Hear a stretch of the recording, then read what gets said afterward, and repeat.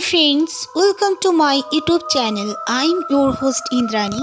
Please subscribe my channel and press the bell icon button. Friends, मैं God से pray करती हूँ मेरे जितने भी लिसनर्स हैं, सुनने वाले हैं, सब्सक्राइबर्स हैं, वो जहाँ भी हैं खुश रहें और उनकी हर अच्छी मनोकामनाएं पूर्ण हो। आप भी ज़रूर मुझे दुआ में याद रखिएगा। आज की जो स्टोरी है आप सुनोगे लास्ट तक तो आप ज़रूर कुछ सीखेंगे और एंजॉय भी करेंगे। मेरी माँ तब छोटी थी, रोज़ स्कूल जाया करती थी। अकेले ही वॉकिंग डिस्टेंस में ही उनका स्कूल था। फिर भी अपना कॉलोनी पार करके थोड़ा सा रास्ता चलकर उनको अपना स्कूल आता था। इसी तरह और वो जाती थी करीब 11 बजे और 5 बजे स्कूल से लौटती थी। मेरी माँ को 12 साल की उम्र से कुछ ऐसे विज़न दिखने लगे। मम्मी कुछ ऐसे विज़न दिखता था जो मम्मी काफ़ी डर जाती थी। चाहे वो घर के बाहर रहे, घर पर रहे, अगर वैसे कुछ असरात होते थे, अगर कहीं पे कुछ आत्मा, प्रेत आत्मा, जिन्नात के असर होते थे तो मेरी मम्मी को दिख जाया करते थे। मेरी मम्मी काफ़ी डर जाती थी। मेरी मम्मी को बचपन में थोड़ा सा ब्रेन का प्रॉब्लम हुआ था। उनका एक बहन दब गया था, तो वो बहन का ऑपरेशन तो नहीं हुआ था, बट इंजेक्शन और मेडिसिन से वो ठीक किया गया था। और मेरी मम्मी करीब 5 दिन कोमा में भी थी। उसके बाद से मेरी मम्मी जब ठीक ठाक हो गई, वो बिल्कुल ऑलराइट हो गई थी, फिटनेस हो गया था, उनका अनफिट नहीं थी, बट उनको कुछ विज़न देखने में आया। कभी वो देखती कि कोई औरत, बिल्कुल गंदी शक्ल वाली एक औरत खड़ी हुई, गंदे कपड़े पहनकर खड़ी हुई उनको देख रही है। मम्मी देखकर काफ़ी डर जाती थी और चीखती चिल्लाती थी। इसीलिए मम्मी अकेले रहना एकदम पसंद नहीं करती थी। लेकिन मेरी नानी और नाना जी दोनों ही जॉब करते थे, हमेशा उनके पास नहीं रह सकते थे। इसीलिए मेरी जो नानी थी उन्होंने अपने माँ के पास मेरी मम्मी को भेज दिया।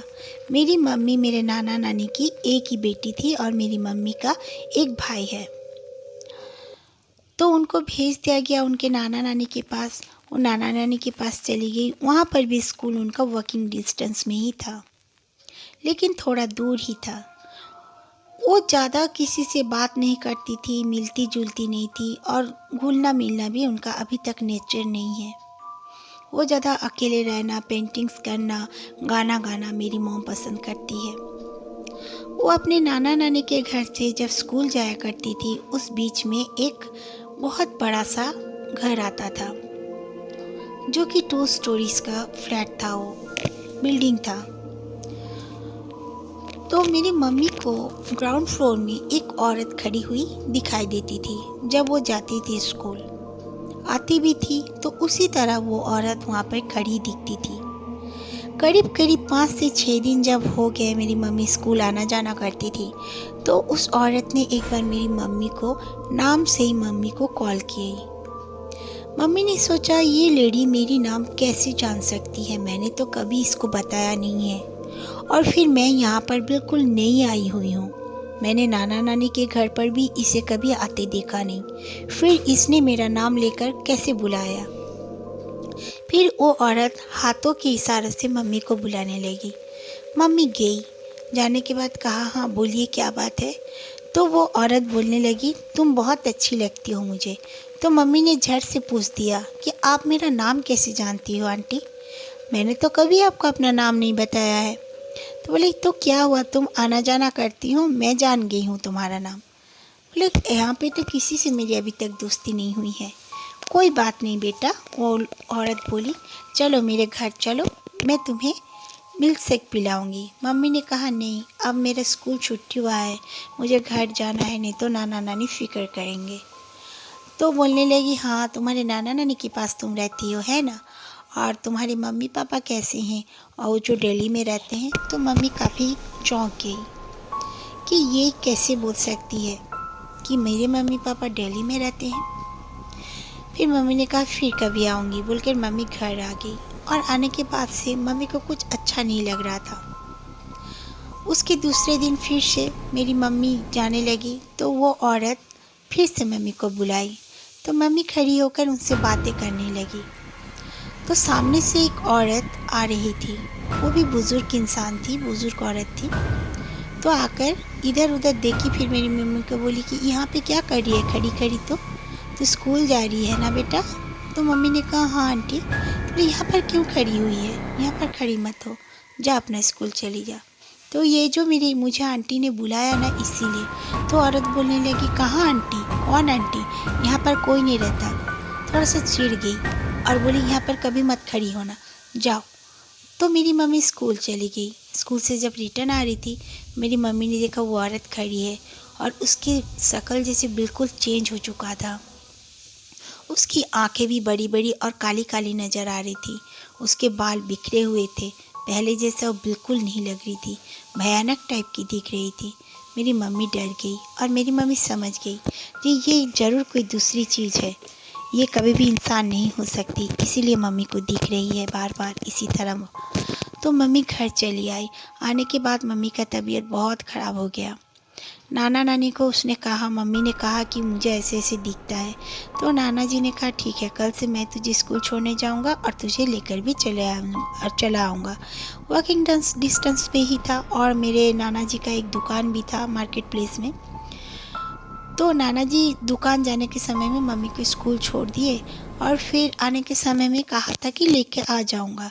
लेकिन नाना जी काफ़ी लेट करने लगे और 4 बज चुके थे। तो मम्मी ने सोचा कि ये क्या, नाना जी शायद भूल गए या काम में अटक गए होंगे। तो मम्मी अपना चल के आने लगी। तो ठीक उसी घर के सामने वो औरत दोबारा खड़ी थी और बिल्कुल उसकी शक्ल गंदी लग रही थी। और फिर वो औरत ज़ोर ज़ोर से बुला के बोल रही थी मैं तुझे नहीं छोड़ूंगी, मार डालूंगी, देखना मैं तुझे नहीं छोड़ूंगी, तूने मेरे साथ अच्छा नहीं किया। तो मम्मी काफ़ी डर गई और दौड़ते हुए रोते हुए नानी के पास आई और बताया। तो नानी ने कहा तू फिक्र मत कर, मैं कुछ करती हूँ। नानी ने जल्दी से नानू को फ़ोन किया और बुला लिया। फिर वो दोनों मिलकर मेरी मम्मी को एक जानने वाले एक भगवान का जो पूजा करते हैं उनके पास लेके गए, बाबा जी के पास। वो बाबा जी ने मम्मी को एक ताबीज़ दिया और कुछ पढ़ने के लिए भी दिया कि बेटा अब सुबह नहा के इसे पढ़ना और रात के सोते वक्त भी इसे पढ़ना, और सर के पास रखने के लिए भी कुछ चीज़ें दी हैं। फिर मेरी मम्मी के साथ नाना नानी चले आए और फिर कहा नानी को और एक बात बताए थे कि लहसुन का एक माला बनाकर बेटी के गले में 21 दिन रखो और अकेला उसे उस रास्ते से मत जाने दो। तो मेरी मम्मी और नाना नानी ने वही किया। 21 दिन तक वो लोग लहसुन का जो माला होता है उसको लगाकर मम्मी के गले में रखा और मेरी मम्मी अकेले स्कूल नहीं जाती थी कभी भी। उसके बाद मम्मी को वो औरत कभी भी बुलाई नहीं, लेकिन मम्मी उसको बिल्कुल देख ज़रूर पाती थी, लेकिन वो औरत ना बुलाती थी और ना उनके सामने कभी आई। ये सेकंड स्टोरी है।